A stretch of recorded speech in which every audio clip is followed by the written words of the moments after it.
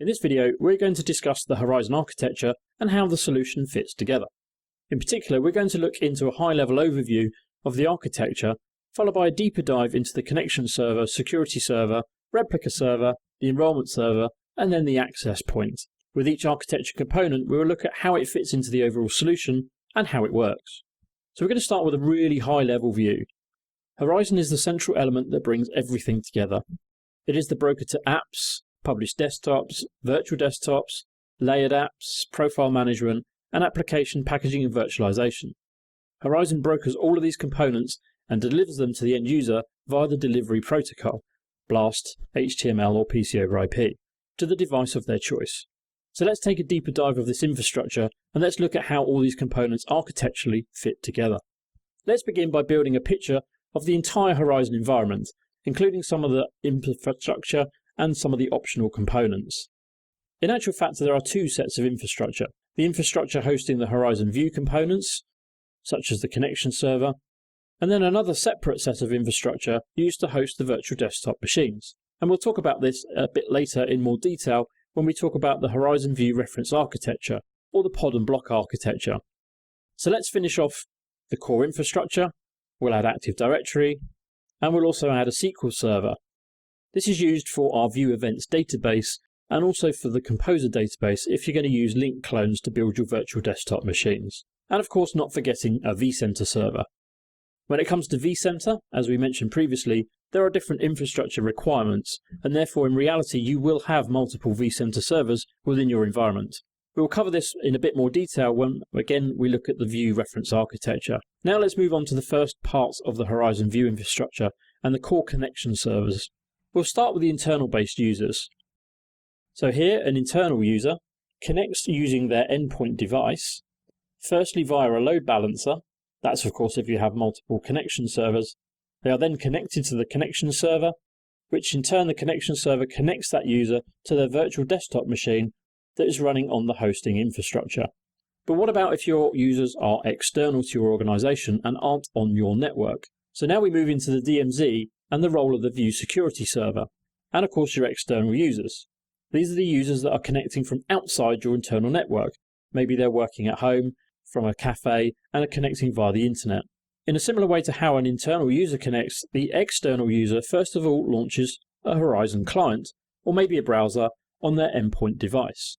The user is then connected via an external facing load balancer to the View security servers. These View security servers are situated in your DMZ. The connection is then passed back to the internal network, and then onto another set of connection servers which are paired with the security servers. The final step is that the user is connected to their virtual desktop, which is then delivered to the client running on the endpoint device. An alternative to using the security server is the new access point appliance. The access point doesn't require pairing with a connection server, so that means it's easily scalable. It works in the same way though. An external end user launches the Horizon client or browser on their endpoint device and connects to the access point. They are then connected to the internal network once authenticated, and then onto the connection servers. Finally, they are connected to their virtual desktop machine. To complete this section, we will finish off by looking at a few other features, starting with View Composer. Working alongside vCenter, Composer takes a parent image and creates a linked clone virtual desktop machine. We will talk about link clones in a bit more detail later on in this course. Other desktops can be built using either full clones, or in the latest Horizon 7, they could be built using instant clones. The last of the features and functionality that we're going to add to this architecture is for app volumes. And then finally, ThinApp. ThinApp in the context here is just literally a shared folder containing our packaged applications. So that completes our Horizon architecture full overview. So let's now move on and look at some of the individual components. The first and probably the most important part of the solution is the Horizon View connection server itself, sometimes referred to as a connection broker or a view manager. It is the central component of the View infrastructure and could probably actually be described as being View itself. Its role is to connect an end user to their virtual desktop by authenticating the user and then delivering the appropriate desktop resources based on that user's profile and what they're entitled to. When logging on to your virtual desktop and you enter an address of a server to connect to, it's actually the connection server that you are communicating with.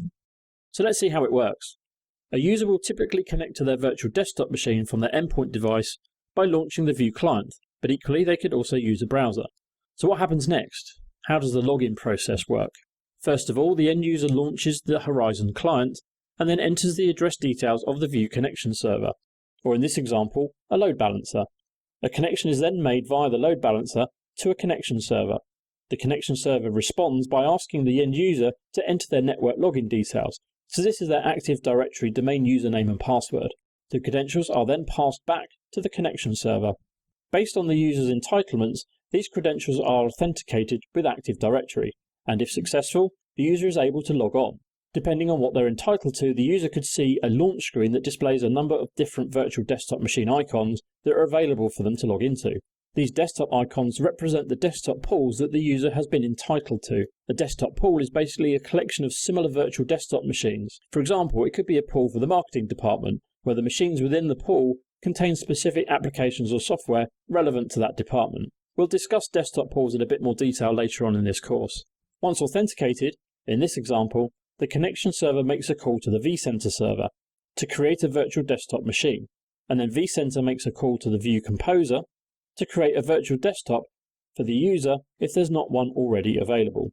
When the build process has completed and the virtual desktop machine is available to the end user, it is displayed within the Horizon View client using the chosen display protocol, so either PC over IP, BLAST or RDP. So let's look at the next component, the View Security Server. The View Security Server is another component in the architecture which is essentially the same as the View Connection Server, but this time it sits within your DMZ, so you can allow users to connect from outside of your network, and also it is not domain joined.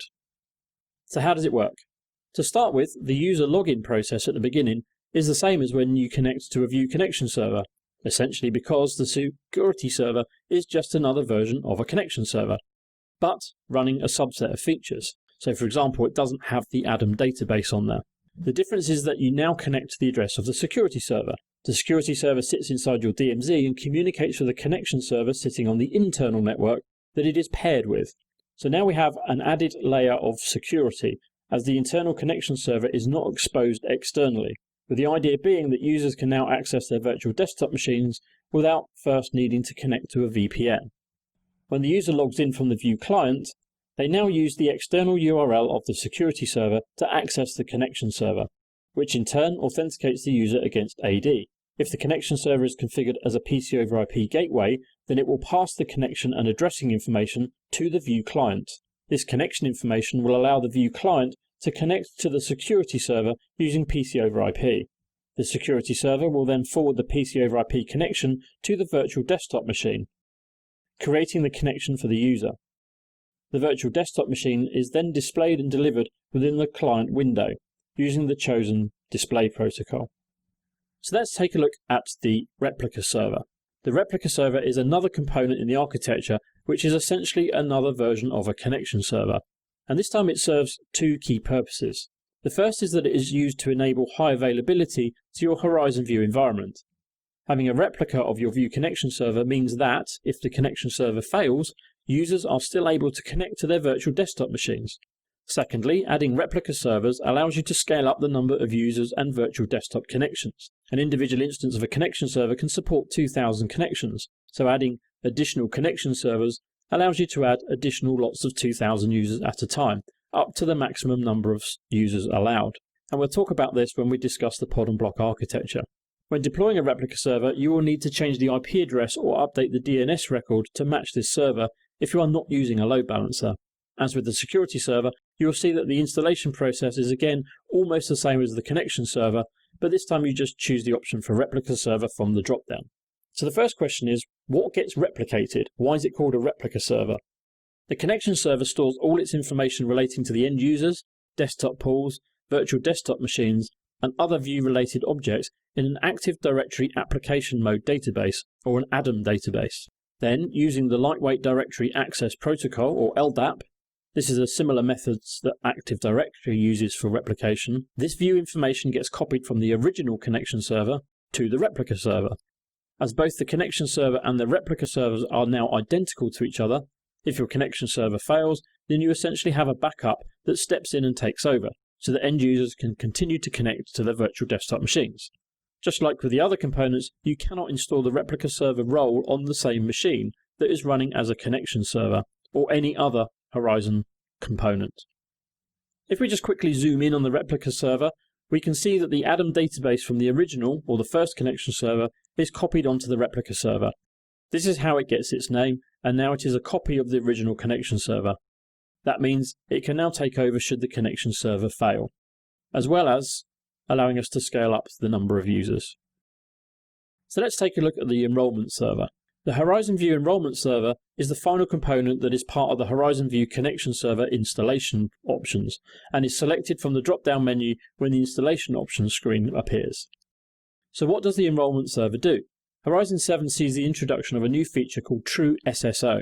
True SSO is a solution that allows a user to authenticate to a Microsoft Windows environment without them having to enter their AD credentials. It integrates into another VMware product, VMware Identity Manager, or VIDM, which forms part of both Horizon 7 Advanced and Enterprise editions. Its job is to sit between the connection server and the Microsoft Certificate Authority and to request temporary certificates from the certificate store. So how does it work?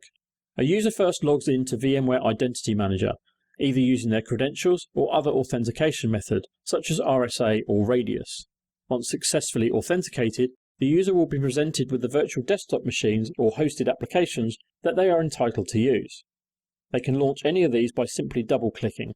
In this example, the user is going to launch a Horizon View virtual desktop machine by clicking the relevant icon. The Horizon client is now launched.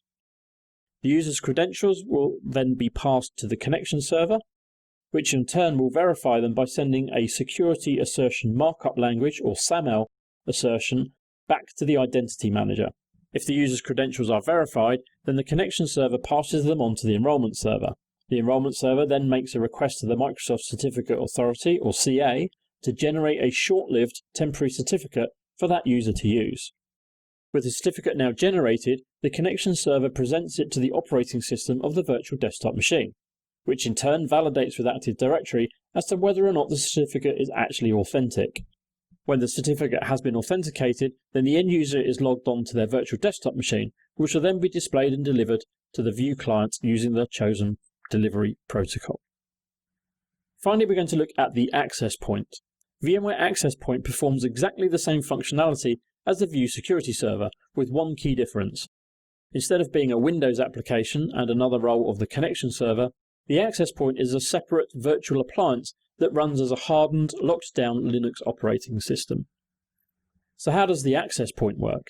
Although the access point appliance delivers pretty much the same functionality as the security server, it does not yet completely replace it, especially if you have already a production deployment that uses a security server for external access. You can quite happily continue to use this architecture. If I'm using the secure tunnel function, PC over IP gateway, or the Blast Secure Gateway features of the connection server, then these features will need to be disabled on the connection server if you are using the access point. The reason, they are already enabled by default on the access point appliances. The key difference between the access point appliances and the security server is in the way it scales. Before, you had to pair a security server with a connection server, which was in fact a limitation, but this is no longer the case. As such, you can now scale to as many access point appliances as you need for your environment, with the maximum limit being 2,000 sessions per individual appliance. Adding additional appliances is simply a case of deploying the appliance, as appliances don't depend on other appliances and do not communicate with them. They only communicate directly with the connection servers. The next components we're going to look at are designed to build the virtual desktop machines. The first of these we will discuss is the View Composer. Starting at a high level, a clone is a copy of an existing or parent virtual machine. This parent virtual machine is typically your gold build or gold image, from which you want to create new virtual desktop machines from. When a clone is created, it becomes a separate new virtual desktop machine with its own unique identity. This process is not unique to Horizon View, it's actually a function of vSphere and vCenter, but in the case of a Horizon, we add in another component called View Composer, which is designed to manage desktop images. In a linked clone deployment, a delta disk is created and then used by the virtual desktop machine to store the data differences between its own operating system and the operating system of its parent virtual desktop machine. Unlike the full clone method, the linked clone is not a full copy of the virtual disk. The term linked clone refers to the fact that the linked clone will always look to its parents in order to operate, as it continues to read from the replica disk. Basically, the replica is a copy of a snapshot of the parent virtual desktop machine. The linked clone itself could potentially grow to the same size as the replica disk if you allowed it. However, you can set limits on how big it can grow to, and should it start to get too big, you can refresh it and essentially reset it. Immediately after a linked clone virtual desktop is deployed, the difference between the parent virtual machine and the newly created virtual desktop machine is really small, and therefore reduces the storage capacity requirements compared to that of a full clone. This is how linked clones are more space efficient than their full clone brothers. The underlying technology behind linked clones is more like a snapshot than a clone, but with one key difference. View Composer, you can have more than one active snapshot linked to the parent virtual desktop machine, which allows you to create multiple virtual desktop machines from one parent. One thing to be aware of, which still relates to storage, is that rather than capacity, we're now talking about performance. All linked clone virtual desktops are going to be reading from one replica and will therefore drive a high number of IOPS on the storage to wherever the replica lives. Depending on your desktop pool design, you're fairly likely to have more than one replica, as you would typically have more than one data store. This in turn depends on the number of users who will drive the design of the solution. Next, we're going to look at instant clones. The instant clones feature is actually a function built into the vSphere platform rather than it be a specific Horizon feature, and was made available from the vSphere 6 Update 1 release, but is only now really becoming a supported feature as part of Horizon 7. It uses the VMware VM fork technology to very quickly provision virtual desktop machines. There are a number of benefits to using instant clones over linked clones. Instant clones provision in seconds compared to minutes for linked clones. Boot storms are eliminated as the parent desktop is already powered on, and all instant clones are created in an already powered on state. There's no requirement to perform refresh, recompose operations that you would have to do on a linked clone. Patching the operating system requires you just to update the parent VM rather than running a recompose operation, resulting in an end user receiving the updated virtual desktop machine automatically the next time they log in. It lessens the load on the vCenter server, and there's no requirement for SE sparse disk or content-based read catch on your ESX host. So now we've come to the end of Section 2. In the next section, Designing and Deploying VMware Horizon, we will turn our attention to how you would approach a project and what to look out for.